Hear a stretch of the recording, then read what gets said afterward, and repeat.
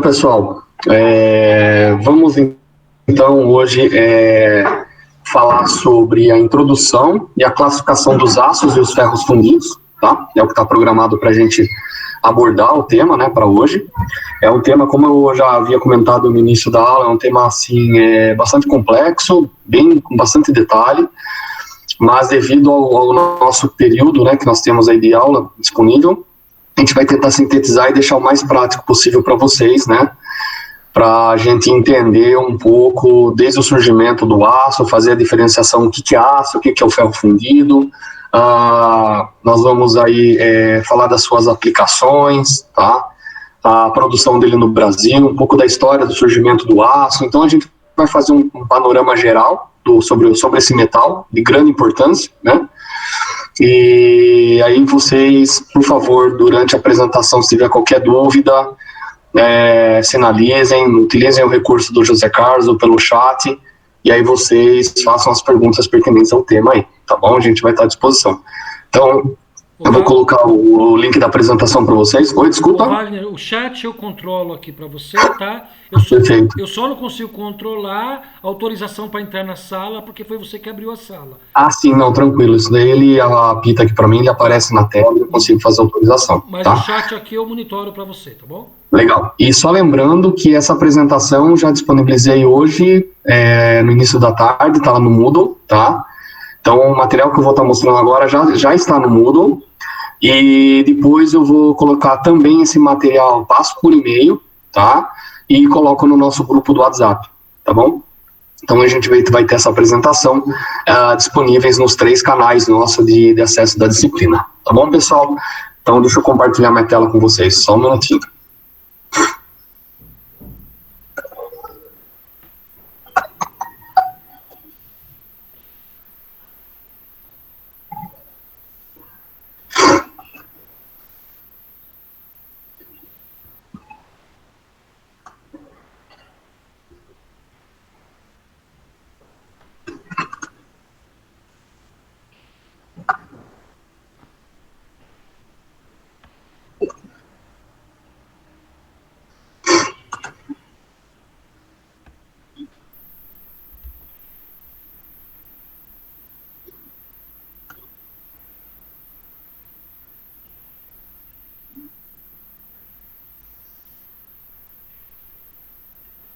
Pessoal, vocês conseguem visualizar minha tela?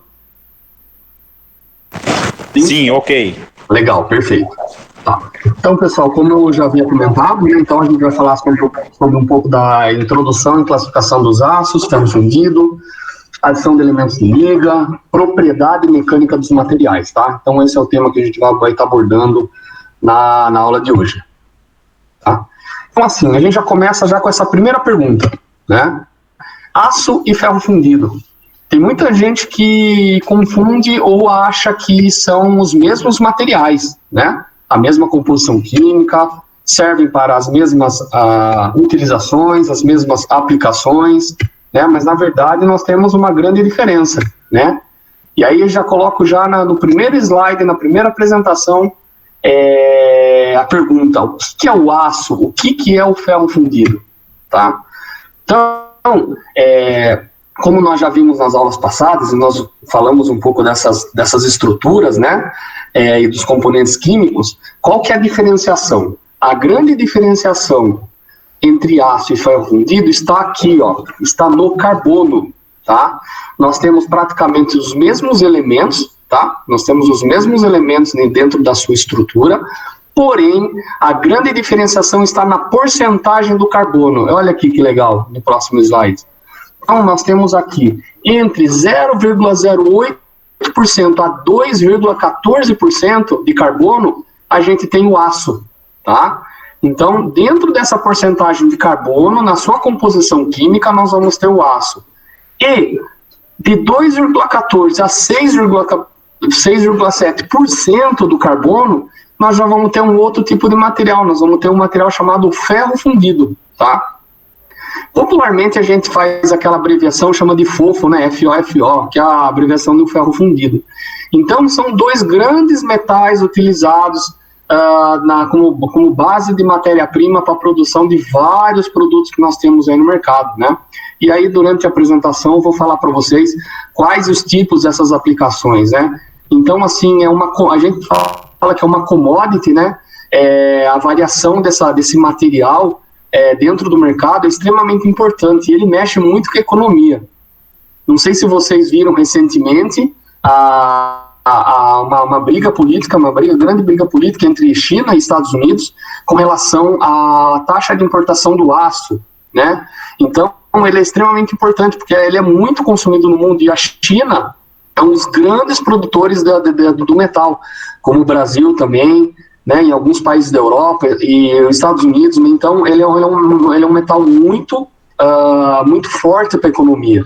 Então, qualquer mexida que você dá nessa taxa de importação, no custo de produção desse metal, ele vai impactar diretamente em vários produtos que nós consumimos, porque o aço, ou ferro fundido, né, esse metal, ele utiliza grande parte como base da sua estrutura, né?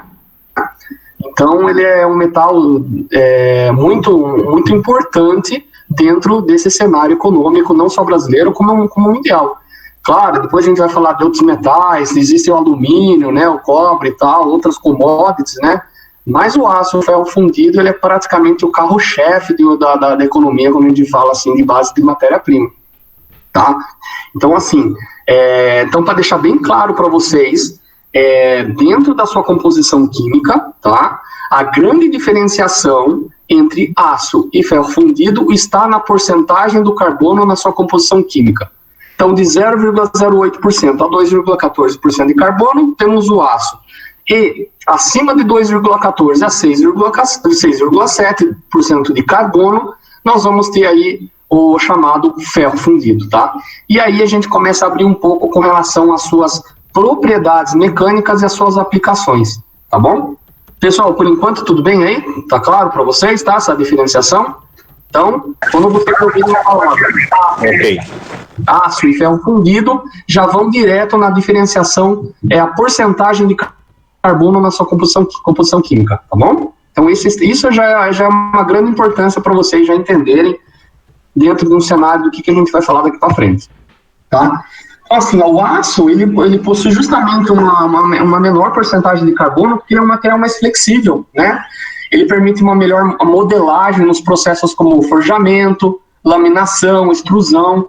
Então, ele é um material mais maleável para a sua produção, tá? Inclusive, depois, para usinagem, né? O ferro fundido, ao contrário do que a gente está falando do aço, o ferro fundido na usinagem ele fica melhor por causa da alta concentração do carbono, tá? Então o aço ele é melhor porque ele tem um menor teor de carbono, então ele é mais dúctil e flexível para processos de forjamento, né? Na sua maleabilidade. Em contrapartida, o ferro fundido, como tem uma alta concentração de carbono, e a gente viu lá na sua porcentagem, ele é um material melhor para ser usinado, né? Então, essa é uma grande diferença. E para a obtenção através de uma fundição, esses materiais adicionados no forno, né, as temperaturas superiores a 1.200 graus. Então, a gente está falando em altas temperaturas, né? E dentro dessa composição química desses materiais, a gente vai encontrar aí o cobre, o níquel, o cromo, o molibdênio, né, dentro da sua composição química. E lembrando que o teor do silício e a velocidade do resfriamento são importantes quanto à sua estrutura atômica, tá? Então, a gente fala assim do próprio metal, do ferro, da sua composição química, do carbono, e em pequenas porcentagens nós temos esses outros elementos de liga fazendo parte da sua estrutura, tá? E depois, mais lá na frente, dependendo dessa porcentagem desses componentes dentro dessa estrutura, ele vai ter uma nomenclatura, que é a classificação desses aços ou desses ferros fundidos, tá? Então ele vai ter um nome, porque dependendo da sua aplicação do seu produto, você vai, do requisito estrutural da sua peça, ele vai determinar um tipo de aço, né? E aí vai dependendo do quantidade de carbono, ou do silício, do níquel, dependendo do quanto da porção que você for colocar dentro dessa sua estrutura, ele vai aumentar ou diminuir a resistência, vai deixar o custo maior ou menor, ele vai ter uma nomenclatura, isso a gente vai ver, né? conforme algumas normas que a gente vai ver lá na frente, a BNT, ISO, DIN, isso nós vamos falar sobre esse tópico um pouco mais lá na frente, tá? Então, só lembrando, então nós falamos da porcentagem, né, do carbono, da diferenciação do aço, do ferro fundido, e agora surgiram esses outros elementos que vão determinar a classificação desses metais lá na frente, tá? Beleza. Então, assim, como que a gente, primeiro, nós vamos obter esses metais, né? Então, a gente vai depositar num alto forno o minério do ferro, né?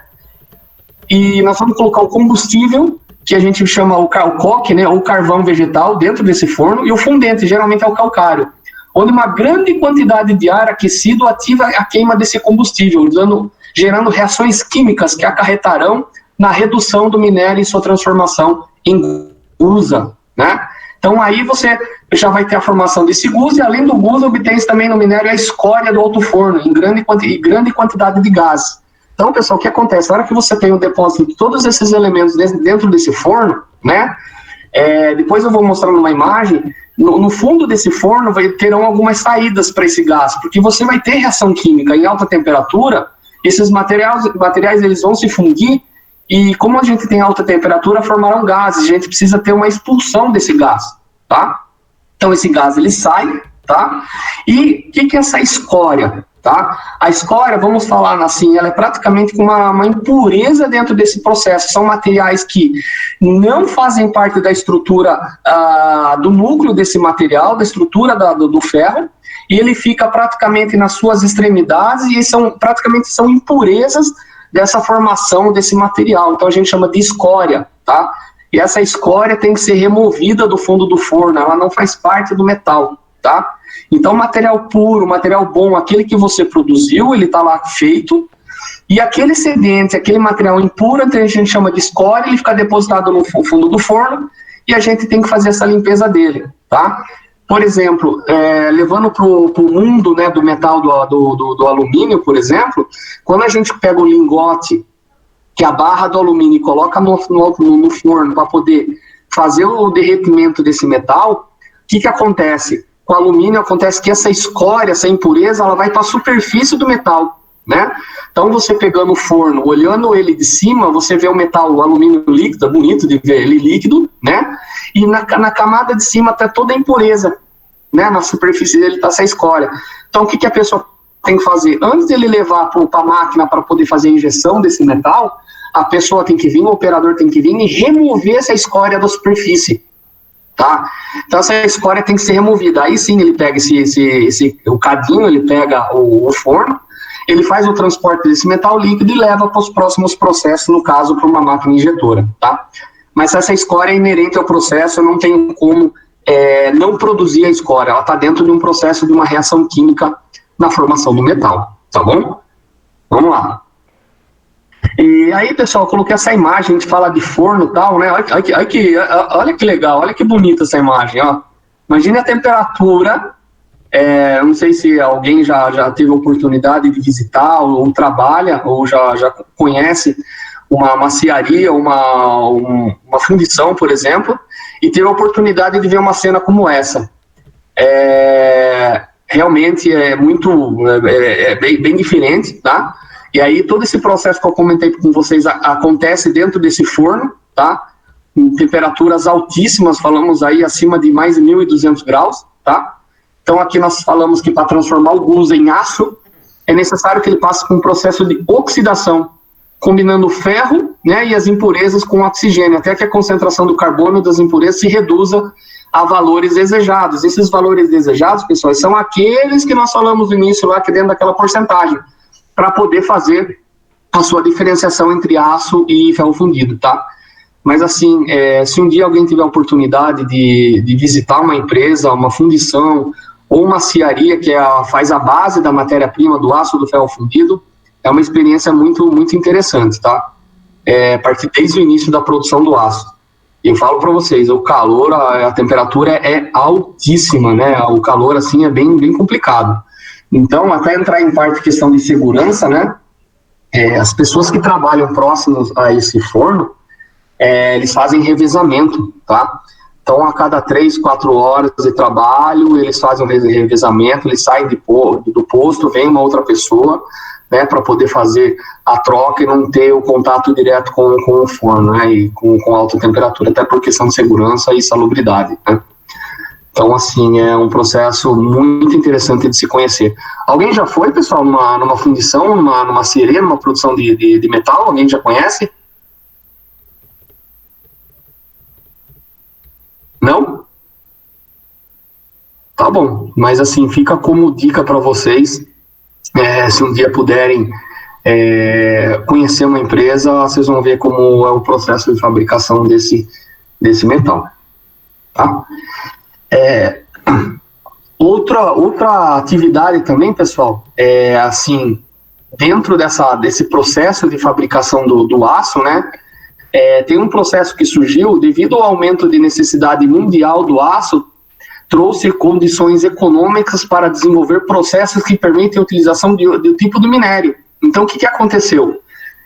Nós temos lá, como vocês viram, a produção dessa base da matéria-prima lá no forno, para você ter o tarugo, né, do aço ou do ferro fundido. O que acontece? Devido a uma grande demanda de utilização desse material, surgiu um processo também de sinterização.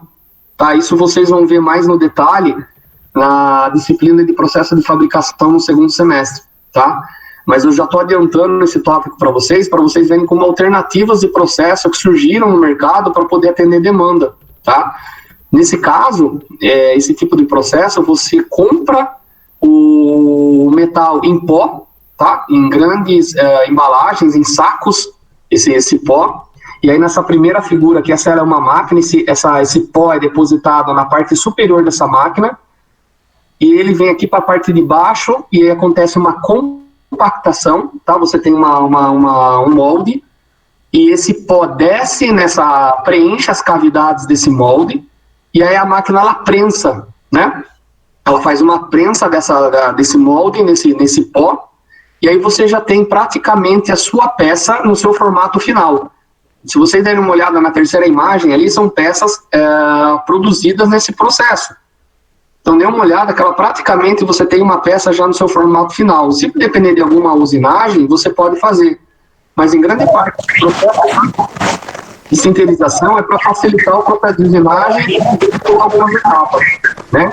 Só que a hora que você faz a compactação desse material, e você pega nessa peça, ela parece uma bolacha, ela não faz. Se você pegar, você quebra ela na mão. Alguém está com o microfone aberto, pessoal. Melhorou, legal, obrigado. O que acontece? Se você pegar uma peça que acabou de ser compactada e fazer um mínimo esforço com a mão, você quebra ela, você desfaz. Então, o que acontece? Por que é um processo de sinterização? Depois que você compacta ela nessa primeira máquina, você vai para esse forno, é um forno contínuo, um forno de esteira. E aí você tem altas temperaturas nesse forno, e ela vai passando com uma velocidade bem baixa dentro desse forno para enrijecer as moléculas e ter aproximação dessas moléculas do aço. Aí o que vai acontecer? Ela vai endurecer esse material. E isso se chama um processo de sinterização. Aí você chega dentro da resistência que você especificou no desenho, tá? Então você tem a necessidade primeiro de compactar e depois você sinteriza, passa a sua peça que você acabou de fabricar dentro desse forno, tá? E aí você tem uma peça metálica, porém feita num processo de sinterização, onde a base da matéria-prima foi um aço, só que ele está em pó, tá? Então foi uma alternativa de mercado que surgiu para suprir a alta demanda desse material, tá? Então é um processo muito usado, viu, pessoal, na indústria, tá? Então, para quem não conhece, um processo alternativo. Para quem já conhece, sabe mais ou menos do que eu estou falando. A indústria utiliza muito esse processo. Você praticamente tira a sua peça no seu formato final dentro desse processo, né? Processo, às vezes, necessidade mínima de usinagem após esse processo. Tá?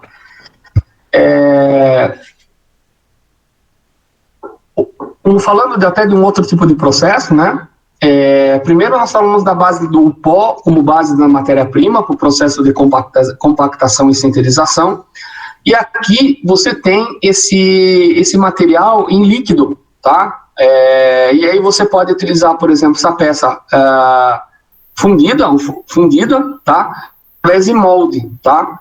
Aí você utiliza um shell molding, pode ser um molde à base de areia, e aí você faz o preenchimento desse metal líquido, aí você vê na imagem do meio, que é um cadinho, e você tem esse metal líquido nele, e aí você despeja esse material nesse molde, e aí você tem a sua peça no seu formato final em cima desse molde aqui. Também é um outro jeito de você também tirar o seu material no metálico dentro de um outro tipo de processo. No outro nós vimos lá através do pó, e agora através de um preenchimento de molde com, por exemplo, um molde à base de areia, né? Então aqui, fazendo um pouco o resumo que nós falamos, né? Então nós vimos aqui, ó, as ligas metálicas são misturas formadas por 2 ou mais elementos, sendo que um deles pelo menos é metal. E aí a gente vem aqui em ligas metálicas. Dentro das ligas metálicas nós temos as ferrosas e as não ferrosas, tá? Como no nosso caso, o objeto do nosso estudo são as ligas ferrosas, e aí as ferrosas você abre lá aço e ferro fundido, legal? Quando a gente vem para o ferro fundido, pessoal, acabou aí. Você já tem o tipo do ferro fundido, tá? E nós vamos falar um pouco mais lá na frente sobre o nodular, tá? Alguns outros tipos, e depois a gente abre para os aços, e dentro desses aços a liga de 0,08 a 2,14 de carbono. E aí a gente pega aço de baixa liga, de alta liga, com alto teor de carbono, médio teor de carbono, baixo teor de carbono, e aí tudo vai variar dependendo da aplicação, tá? Do tipo de metal que você vai utilizar para o seu produto. E aí você vai escolher qual a designação ou a classificação, a nomenclatura desse material que você vai utilizar, tá? Conforme as normas que a gente vai ver lá na frente, tá? Falando um pouco do histórico, né, da idade dos metais, né, surgiu lá no período neolítico, né, na época o homem aprendeu a dominar os materiais metálicos e as técnicas produtivas de fundição de metais, né, que de fato trouxe muito benefício ao homem, né. Então foi possível aí construir instrumentos agrícolas, tá? Teve o desenvolvimento também de fundição, desenvolvimento de técnicas militares, onde surgiram as primeiras armas, né? E as guerras entre as comunidades, né? O cobre aqui foi o primeiro metal a ser utilizado, logo depois do estanho, né? Unindo-se ao bronze. Isso a gente está falando em 3000 a.C. E agora, olha só, somente por volta de 1500 a.C., que se tem as primeiras informações do surgimento do ferro, tá? Então, olha quantos materiais anteriormente eram utilizados para a fabricação dessas ferramentas, né? E aí depois, muito tempo depois que teve o surgimento do ferro. E aí o aprendizado foi lento e de difícil domínio para as pessoas na época, claro, né? Vamos falar aí, não tinha aquela tecnologia apurada para poder fazer todo um estudo na configuração química, né, e a medição da estrutura desse material, né, então foi lento esse processo de aprendizagem para toda essa estrutura desse material, tá? Então aqui colocando nessa linha do tempo, né, como eu falei para vocês, então você tem o ouro, a prata, o estanho, e aí que depois, bem lá na frente, que a gente teve a descoberta desse material que é o ferro, tá? E aí, é claro, o avanço da tecnologia, de novos materiais, novos produtos, e aí recursos para poder fazer a checagem, a medição e o controle desse material, é claro, aí houve uma velocidade bem maior para poder descobrir outras variações desse metal, né? Então, aqui a gente fala do processo bem arcaico, né? Dentro da idade dos metais, como a gente fala dentro da história, né? Você pode ver na imagem aí o pessoal fazendo todo o processo desse metal líquido, colocando dentro de um forno, depois solidificando, fazendo as suas ferramentas, suas armas, né? E ali no canto, algumas imagens dessas armas fundidas, né, nesses metais. Então, eram processos bem rudimentares, né? E aqui no Brasil, tá, a utilização desses metais, a hora que a gente começa assim, a utilizar como processo de fabricação dentro dessa fundição desses metais, então a gente fala que a primeira primeira casa aí de fundição no Brasil, né, a de Iguape, 1653. Então aí tem aí a casa de fundição também, o Museu do Ouro em Sabará, fica em Ouro Preto, a casa de fundição de Taubaté, tá? E aí foram abrindo fundições pelo Brasil, até que demorou um pouco para chegar aqui no Brasil e ter as variações e a utilização desse metal aqui no Brasil em escala de produção, né? E aí uma curiosidade, né? Vocês já viram aquele termo chamado Quinto dos Infernos, né? Pô, Quinto dos Infernos, de onde que veio isso, né? Então, coloquialmente, esse imposto ele veio chamado do quinto, né? Na verdade, essa ideia era um imposto, né? Cobrado pelo governo, tá? E que eles tinham que pagar 20% daquilo que era produzido. Então, a gente fala do quinto, né? Quinta parte, né? Então, eram impostos altos, né? Para a época, hoje é mais, mas para a época eram 20%. Então, era o quinto e depois chamado do Quinto dos Infernos, né, devido à alta taxa desse imposto. Wagner, só fazer uma observação, né? Claro. Na verdade, essa imagem que você tem aí é a Casa de Fundição em Ouro Preto, né? Minas Gerais, né? Isso. Eu estive em Ouro Preto antes da pandemia, acho que em fevereiro. Eu passei um final de semana lá com a família, né? Um pouquinho antes da pandemia. E aí a gente faz um roteiro pela cidade, pelas igrejas, né? Ouro Preto foi a capital de Minas Gerais, né? E foi uma das primeiras regiões que os portugueses chegaram, né, no país, né? Então, quando você fala aí desse quinto dos infernos, o quinto, os 20%, é exatamente isso mesmo. Era que a coroa portuguesa cobrava do Brasil colônia 20% de toda a riqueza que era extraída do solo brasileiro, né? Então, os garimpeiros lá, os mineiros, né, que tinham as suas minas, né? Então, tudo aquilo que eles extraíam de minério da terra, eles tinham que pagar 20% para a coroa portuguesa. Por isso, como você muito bem disse aí, era um quinto, né? Era um quinto dos infernos, que aprisionava e deixava os trabalhadores, os donos de minas, né? Muito, muito, muito tristes e muito nervosos com esse tributo. Só isso. E foi perfeita a sua colocação, bem lembrado. E até me passou agora uma lembrança de uma visita que eu fiz em Porto Seguro, né? Tem algumas frases que ficaram, que marcaram, né? A gente às vezes nem sabe de onde vem, né? Que nem essa daí do Quinto dos Infernos. E eu lembrei de mais duas agora, né? Visitando também Porto Seguro, que é uma cidade histórica, também o primeiro ponto onde chegaram ali os portugueses, né? Tem aquela expressão feito nas coxas, né? Você sabe de onde veio, professor? A questão dos vasos de barro, né? A telha das casas. A telha das casas ali eram feitas nas coxas das pessoas. No formato, dos escravos. O formato era modulado na coxa das pessoas. Então, por isso que fala de expressão feita nas coxas. Entendi.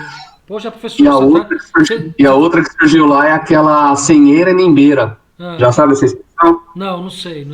Então, as casas, né, que faziam parte ali do vilarejo, as casas que tinham beiral mostravam as pessoas de posse. Então, e as que não tinham esse beiral na frente da casa eram das pessoas mais simples. Então surgiu aquela senheira e nembeira, ou seja, a pessoa que não tem uma casa simples e nem era uma pessoa de posse.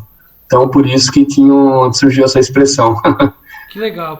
Poxa, você tá cultural hoje, hein? O Brasil é fantástico para a história, é muito bom. Verdade. A gente aproveita um pouco. Então vamos lá. Pessoal, por enquanto tranquilo? Um pouco da aula de história? Legal. O Wagner, vamos aproveitar essa parada e vamos fazer aquele intervalo lá, aquela cisão lá? Já? Porque já é 8h50. Nossa. Tá bom, vamos lá. O que você acha? Pode ser. Eu vou mandar outro link, então. Isso, só lembrando o pessoal, então, que chegou depois, o Google Meet, a partir de hoje, não está permitindo mais gravação de mais de 1 hora. Então, o que nós vamos fazer? Nós vamos dividir em 2 momentos, tá? A gente vai fazer 2 gravações, que é justamente para a gente conseguir gravar a aula toda. E nós não vamos mudar de sistema, né? Não vamos pegar um outro aplicativo, porque o Meeting está funcionando muito bem, está estável, e também quando a gente converte no vídeo, ele fica com uma resolução boa. Tá bom? Pode ser então, gente? Fechou. Então Wagner vai sair, já manda o link para vocês, a gente entra de novo. Pessoal, estou encerrando aqui, já vou